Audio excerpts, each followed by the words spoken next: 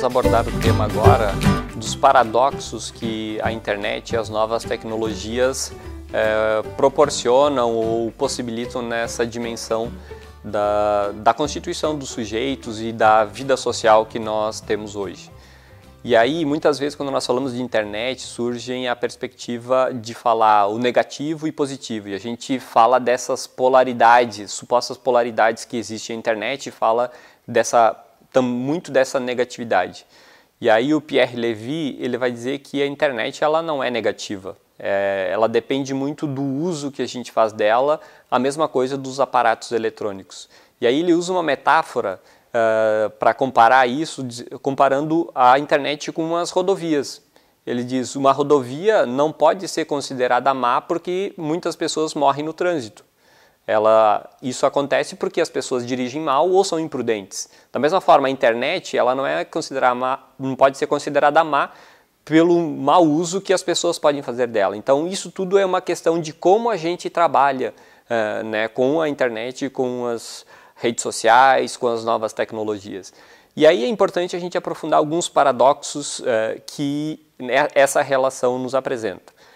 Por um lado, nós temos hoje um grande acesso às novas tecnologias e à internet. Cada vez mais a gente tem acesso à internet residencial. Hoje, 1/3 já das residências no Brasil tem acesso à internet. Outras pessoas, sobretudo os jovens, têm acesso nas escolas, têm acesso a LAN houses, outros espaços e, sobretudo, nos smartphones, que são elementos que mudam muito a configuração de acesso à internet. Se antes nós precisávamos ir até um computador para acessar a rede, a web, agora a gente tem e a gente carrega com a gente através do telefone celular, do smartphone, então nós temos uma possibilidade de acesso que cada vez mais está se acentuando. Contudo, conforme destacado no bloco anterior, ainda existe uma parcela significativa de pessoas que não têm acesso à internet. Então nós temos inclusive um mapa da inclusão digital no Brasil que mostra que existe um contingente significativo que ainda não tem acesso ou tem um acesso precário. Portanto, por um lado temos o acesso possibilitado e cada vez mais amplo, por outro lado ainda temos restrições, sobretudo do ponto de vista de política pública, para que esse acesso seja possível, sobretudo para os jovens, sobretudo para as classes populares, para quem não tem acesso, ou sobretudo para um contingente significativo de pessoas idosas que muitas vezes não têm esse acesso. Então, nós temos aí um primeiro paradoxo. Um segundo paradoxo pode ser relacionado à perspectiva da democracia. Ou seja, o Pierre Levy fala que nós, através da internet e das redes sociais, nós temos a possibilidade de exercício democrático de uma maneira mais ampla, porque a gente tem mais acesso à informação, a gente tem outros conteúdos que são vinculados que não seriam vinculados de outra forma, então aí nós temos uma possibilidade de participação democrática, nós podemos acessar a maior quantidade de informações. Por outro lado, paradoxalmente também, nós poderemos ter contrário à democracia, a tecnocracia, ou seja, quem domina a tecnologia, quem domina a informação, acaba também concentrando poder. Então esse é o grande desafio que existe nessa realidade, como é que a gente democratiza o acesso à informação e também como é que a gente não faz com que ele não fique concentrado na mão de poucas pessoas.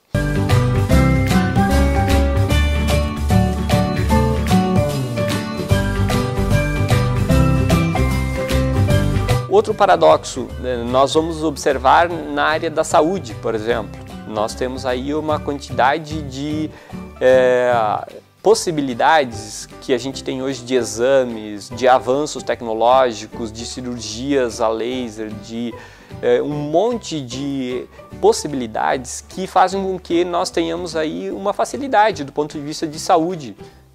Tendo uma vida mais saudável, possibilitando que nós tenhamos uma elevação da expectativa de vida nas últimas décadas, e isso nos possibilita muito positivamente.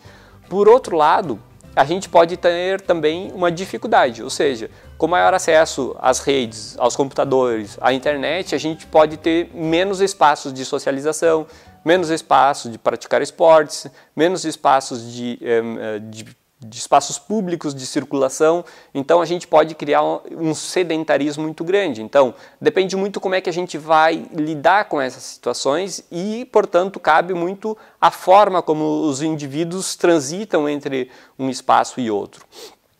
Um outro paradoxo nós podemos perceber é quanto às mobilizações. E aí nós temos muito presente nos últimos tempos, e sobretudo no ano de 2013, que nós tivemos as manifestações em grande escala em todo o Brasil, mas que foram precedidas em outros países também. Se nós vamos perceber a própria Primavera Árabe, através das manifestações através do Twitter, do Facebook, o movimento 15M de Los Indignados na Espanha, o movimento Occupy Wall Street nos Estados Unidos, que se utilizaram muito fortemente das redes sociais e da internet para fazer um certo ativismo social e para produzir mudanças, porque nesses lugares aconteceram mudanças e participações significativas das pessoas. Então, se cria essa possibilidade de participação social. Por outro lado, nós também temos aí a gente pode ter uma acomodação de ativismo, a gente pode dizer assim. E aí um meme, né, uma expressão que ficou muito utilizada é "vou xingar muito no Twitter", né, que um jovem lá numa determinada situação, uma banda que ia se apresentar, não se apresentou e aí ele acabou usando essa expressão "vou xingar muito no Twitter" porque ele ficou muito tempo esperando. O que esse meme representa? Ele representa que a gente muitas vezes pode atuar ou achar que a gente causa impactos do ponto de vista apenas de uma rede social. Certamente elas contribuem, mas elas não podem ser dissociadas também dessa prática cotidiana que existe fora também das redes, fora da internet. Uma não exclui a outra, mas a gente precisa fazer com que esses âmbitos eles se encontrem. Um outro paradoxo muito forte nessa área das novas tecnologias é na área do mundo do trabalho. Ao mesmo tempo que hoje nós temos o trabalho facilitado, porque os computadores nos facilitam, porque as redes fazem com que a gente tenha maior acesso à quantidade de informações, porque nós tenhamos cada vez mais softwares avançados que nos possibilitam trabalhar de uma maneira mais ágil, mais eficiente, produzir mais. Isso tudo é muito interessante e muito bom, e isso causa um avanço muito interessante. Por outro lado, também a gente tem hoje uma sobrecarga de trabalho. As pessoas quase já não diferenciam mais o que é o espaço do trabalho e o que é o espaço da vida privada, o espaço familiar. Então, ao mesmo tempo, a gente vai no final do dia para casa, depois de ter trabalhado, a gente há acesso ao e-mail profissional, a gente leva trabalho para continuar trabalhando no telefone celular, a gente acaba levando um notebook para diversos espaços que seriam muitas vezes de sociabilidade ou de descanso. Então, percebemos como pode ter esse impacto também restritivo ou em alguns pontos negativos. Depende muito como é que nós vamos trabalhar com isso. E essa geração jovem que está muito conectada, ela precisa justamente trabalhar isso muito fortemente. A gente precisa trabalhar isso com os jovens para que eles incorporem essas leituras de uma maneira diferenciada, como é que eles vão utilizar essas tecnologias na sua vida.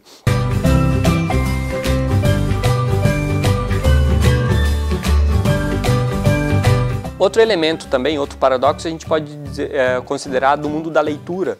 Através do mundo digital, a gente tem hoje muito acesso a e-books, a livros digitais, a páginas, a blogs, que faz com que a geração de jovens de hoje seja a que mais lê e a que mais escreve de toda a história. Muitas vezes a gente até tem um paradigma ou até alguns olhares de que os jovens hoje não leem ou não escrevem, mas é o contrário, a geração atual lê e escreve muito. E isso é muito positivo, nós temos inclusive autores jovens, adolescentes produzindo e publicando. Por exemplo, na Feira do Livro de São Paulo, só uma editora, a editora Gutenberg, na feira do ano passado, tinha 10 obras de adolescentes publicadas, e dessas obras com mais de 100 mil títulos vendidos. Então, ou seja, tem uma produção e tem uma leitura muito intensa. Por outro lado, a gente tem aí uma perspectiva de que a gente, no mundo da internet, pode fazer leituras mais superficiais ou as tais das leituras dinâmicas que acabam não aprofundando, e muita gente que tem dificuldade a esse tipo de acesso acaba não aprofundando muitas vezes as suas concepções. Basta a gente ter uma percepção de como é que nós vamos trabalhar. E aqui é importante a gente, dentro desses paradoxos, não criar polaridades, dizendo oh, a internet é só boa ou as redes sociais elas são só boas ou só más. A gente tem que saber como trabalhar com elas. E a gente viveu historicamente muito isso muito fortemente, dos extremos, né? E aí o José de Souza Martins, que é um sociólogo brasileiro, ele vai dizer que a gente tem que usar mais o conectivo e, ao invés da expressão ou. Porque nós estamos acostumados a pensar ou isso ou aquilo.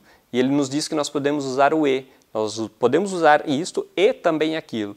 Acho que esse é um desafio muito grande que a gente tem, sobretudo no trabalho com os jovens, é de como é que a gente trabalha essa dimensão na perspectiva das possibilidades que elas se apresentam e também dos limites. Acho que esse é um grande desafio.